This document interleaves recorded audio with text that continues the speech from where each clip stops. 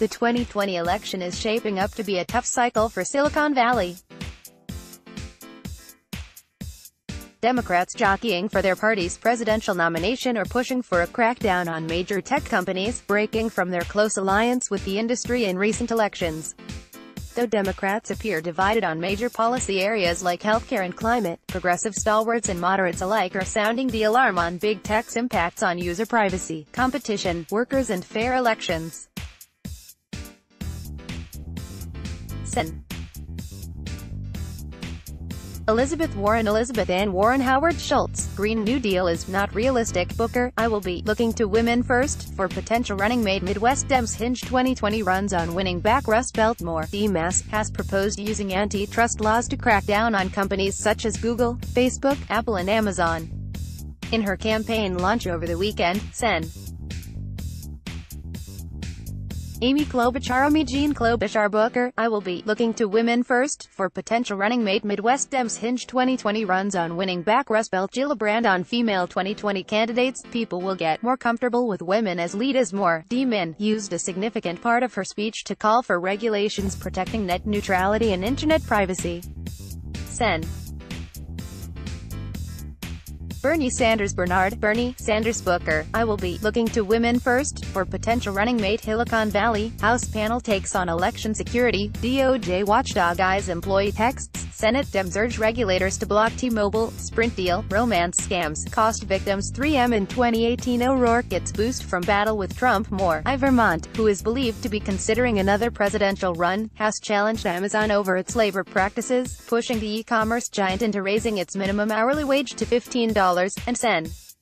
Anthony Booker Howard Schultz, Green New Deal is not realistic. Booker, I will be looking to women first for potential running mate. Midwest Dems hinge 2020 runs on winning back Rust Belt more. DNJ, another contender, has raised concerns about the growth of tech giants. It's too early to tell how prominent these issues will be in the 2020 race, but the rhetoric from Democratic lawmakers represents a stark shift from the coziness that marked the relationship between their party and the tech industry as recently as 2016. Increasingly, the party is moving away from that. Matt Stoller, a fellow at the Open Markets Institute, told The Hill, I think it's heading toward a breakup. In 2016, the industry was cold to President Trump. Donald John Trump Schultz won't say if he will sell all Starbucks shares if he becomes president. Sarah Sanders cites El Chapo in push for border security. Pence rips Omar's inadequate apology for tweets criticized as anti-Semitic. Moore's campaign, seeing in Democratic nominee Hillary Clinton. Diane Rodham Clinton Booker, I will be looking to women first for potential running mate. Midwest Dems hinge 2020 runs on winning back Rust Belt. Don't get excited about Democratic candidates. 2020 is up for grabs. More champion for their priorities. Tech companies and their workers, who have long skewed to the left, donated heavily to Clinton. The shift was gradual, beginning after it was revealed that a Russian troll farm with suspected ties to the Kremlin had used social media platforms to push a disinformation campaign designed to spread unrest among U.S. voters. Later, Facebook was engulfed in controversy last year when it was reported that Cambridge Analytica, a right-wing political consulting firm with ties to Trump and other GOP figures, had improperly obtained data on millions of users without their knowledge. The scandal, along with a string of high-profile data breaches, prompted lawmakers of both parties to start paying more attention to how major internet companies collect data on users in order to deliver targeted advertisements. The concern about data practices has pushed Congress to work on a potential bipartisan federal privacy law that would regulate the amount of transparency and control users are offered online. And it's turned big tech into a political punching bag, with lawmakers hammering them on competition and privacy concerns. We need to put some digital rules of the road into law when it comes to privacy, Klobuchar said Sunday at her campaign launch in Minneapolis. For too long the big tech companies have been telling you, don't worry, we've got your back, while your identities in fact are being stolen and your data is being mined, she added. Our laws need to be as sophisticated as the people who are breaking them. Klobuchar has teamed up with another outspoken tech critic, Sen.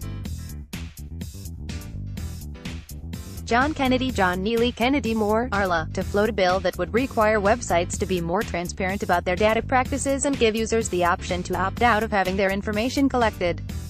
Warren, meanwhile, has criticized large tech companies over their effects on competition and the lack of regulation around the industry.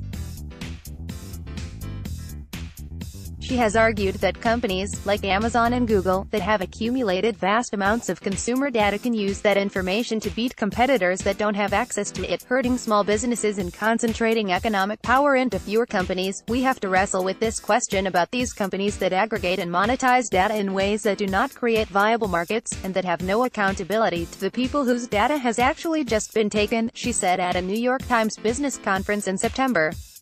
The industry has also found little relief from Trump, who has hammered social media companies over allegations of bias against conservatives and who has floated antitrust investigations into giants like Amazon and Google.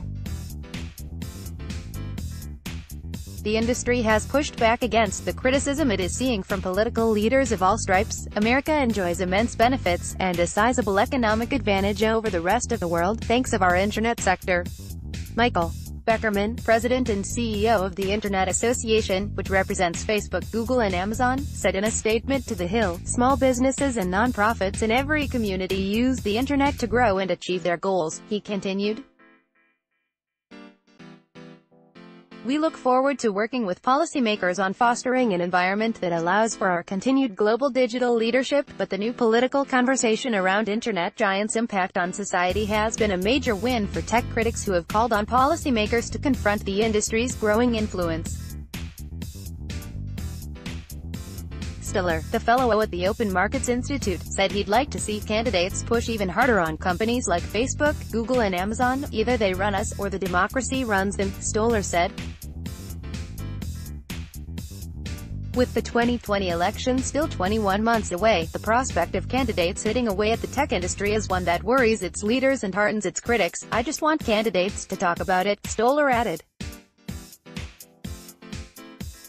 "They just need to say, break them up, they're too powerful."